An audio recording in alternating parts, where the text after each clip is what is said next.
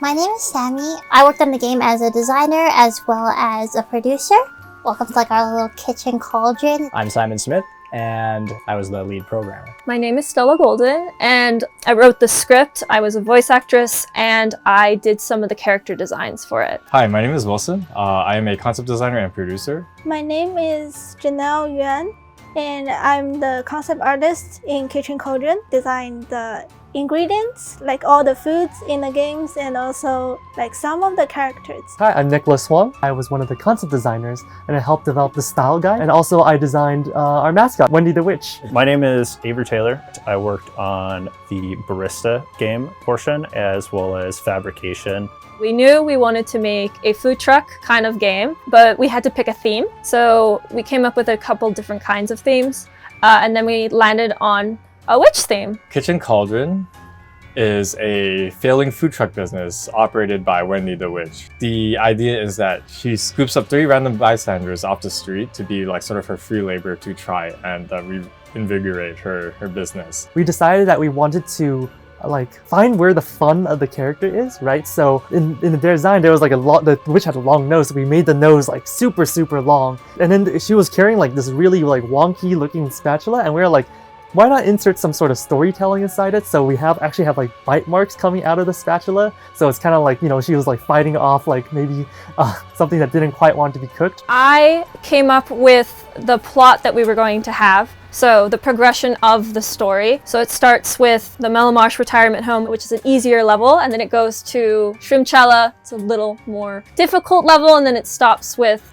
Hydra Hub with our boss dragon. So I plotted out what kind of story it would be, which helped us decide what exactly kind of game it was going to be and what kind of stuff we were going to have. And because the game does have 3 levels, so which the original idea was just having food, and you can kind of imagine the foods are coming from the 3 locations. The fun part was think about what kind of food we can make, how we can combine them together and came out for new things, and also how to make it fun.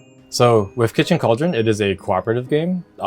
It's played with 3 people, and each person has a different role inside the Kitchen Kauldron. The Kitchen Kauldron sort of parodies a food truck in the sense that we have a server, there is also a barista, and there is a chef, and each player engages with their game in very unique ways. For the chef game, we use this leap motion. It's kind of a connect technology or hand tracking, in which we track the player's hands as they move above the magical cutting board. And the way it works is it tracks your hands, and you're supposed to pick up ingredients, and it's supposed to be this little sandboxy thing where you can chuck stuff and watch the physics take over. So you prepare the ingredients with your tools, and you put them in the microwave, as you do as a professional chef, to cook the food, and then that's it. It sends over to the server. The server reads customers' minds via use of a crystal ball that is essentially a cursor, and you move it around and you hover over a character portrait to read their mind and see what they're ordering. With the server game, I thought, okay, we're just going to be dividending orders. We're going to be sending, relaying orders, not through the digital screen, but having players actually speak to each other, because a big part about themed experiences, and especially with alternative controllers and escape rooms of all kinds, the social aspect is a really big thing, where you want to get players to interact with each other, because you might as well be playing a video game at that point. So just having the server be a role that was easy to pick up on for new players, but was a good leadership role for people, was something really fun.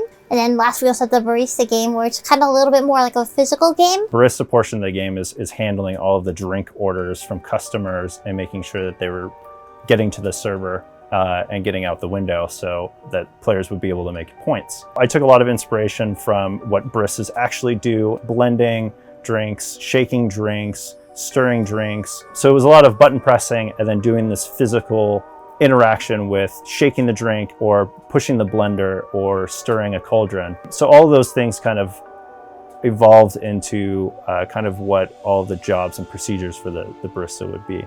The most exciting part of getting this project more visibility is just because there's so much love and work has been put into it. We made little handcrafted frog slushies, and then we had little bird cages with 3D printed props out of them. So just overall really excited to show people that you can take like a scrap piece of like a trailer like this originally was, and you can turn it into something like really fun.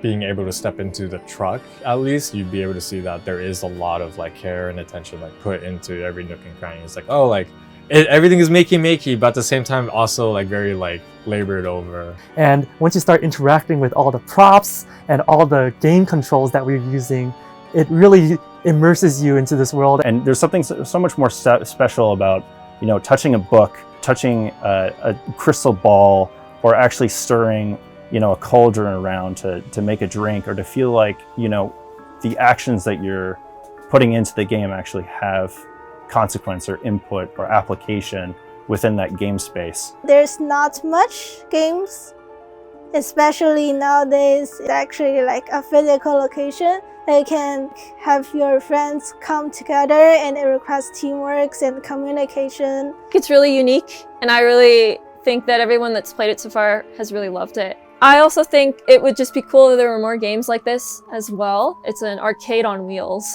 I want people to feel the love that we put into the games, that we put into the space, we put into the props, we put into the art, and it's not sacred. It looks this way on purpose. Like, just have fun with it. Just have fun.